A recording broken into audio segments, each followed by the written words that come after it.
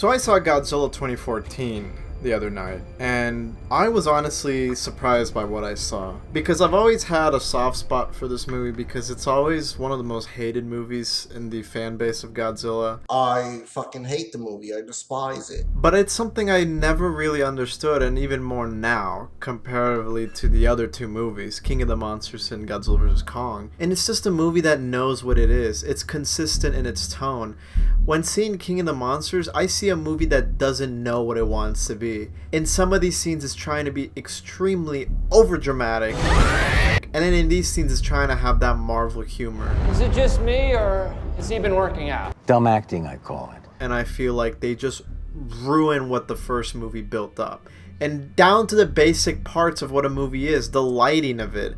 Godzilla 2014 had this very dark night fight sequence, and it's something that I believe is what you would see if these monsters were fighting in the nighttime. As an audience member, I don't need to see everything clearly to an unrealistic point. This fight in Antarctica is just blue. This Boston fight is just blue. It's blue. It doesn't even look nighttime or daytime. And don't give me the BS that it's in a storm, because this movie in 2014 did storms perfectly. It had a very naturalistic feel to it. And it's just the most different from all the movies. I feel like the typical complaint from Godzilla 2014 is that they always cut away from the monster action.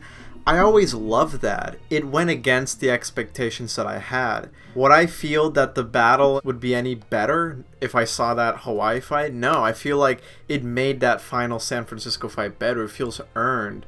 I feel like a lot of these movies feel forced to have a battle in the middle of the movie when they really don't need to.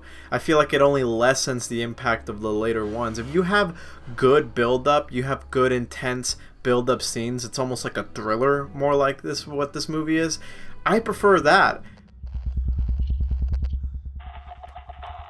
It just feels like a filmmaker made Godzilla 2014. The problem with King of the Monsters is that a fan made it. You can't just get a fan to direct a movie. You need to get a fan and the filmmaker who understands what these movies are and understands what a film is. The score, the roar, it hits so much harder because it's different. I'm not hearing tail ends of the Showa roars. It's just its own roar. It doesn't try to be what the other movies were. Do you feel like any of the Millennium movies or any of the Heisei movies were brought down because they took from Showa? Each iteration of Godzilla was its own thing, and that's why they all worked. Even if Bryan Cranston is only in half of the movie, he emotionally grabs you, and I think this is some of that Breaking Bad, some of those Breaking Bad flakes coming off still. Keep the doors open, my wife is still in there! Los de bolitas, de dulces. Ya está la comida. Okay. I love how this movie doesn't need a villain. It doesn't need some kind of terrorist group seeking world domination with a motive that doesn't make any kind of sense. It is, at its core, just monsters being animals. Like, the Mutos aren't even villains. They are just carrying out their natural processes. I love that the movie can make you care about the Mutos, especially when its babies are killed. Knowing that this would have been a world-ending thing and you still almost shed a tear by seeing the way the female Muto reacts, it's just incredible, honestly. I love how Godzilla isn't clearly a hero in this movie. He obviously gets people killed when he creates a tsunami. Godzilla simply has one mission, is to take out the Muto. Whoever gets in his way, he doesn't care. It presents its monster scenes in a very creative way. We usually just cut to different shots and coverage of the monsters destroying buildings and people running on the streets, but I love how this one specifically puts you in the perspective of a different person. Okay, I see a person playing in a casino. Let's put you right there the whole time until Muto attacks. The Hiroshima scene with the watch is still easily the most powerful scene of the movie. If you want to know how to say so much and not say anything, this is how you do it. I love how the movie doesn't just do sci-fi and action, it does thriller and horror at times like this.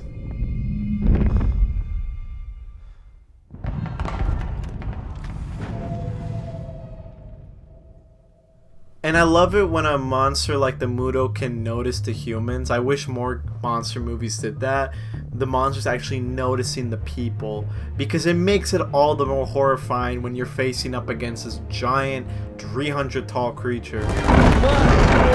I think the biggest thing I commend the movie on is restraint. A lot of these movies want to just jump into the fights and they don't pull back. They don't let the big fight at the end feel earned. What you did was dog shit. Sure, I think it's got its problems. I think Aaron Taylor Johnson may have not been the best choice for a lead in this movie. Some of the scenes are paced a little too quickly, but I think the new movie should take note of what this movie did more.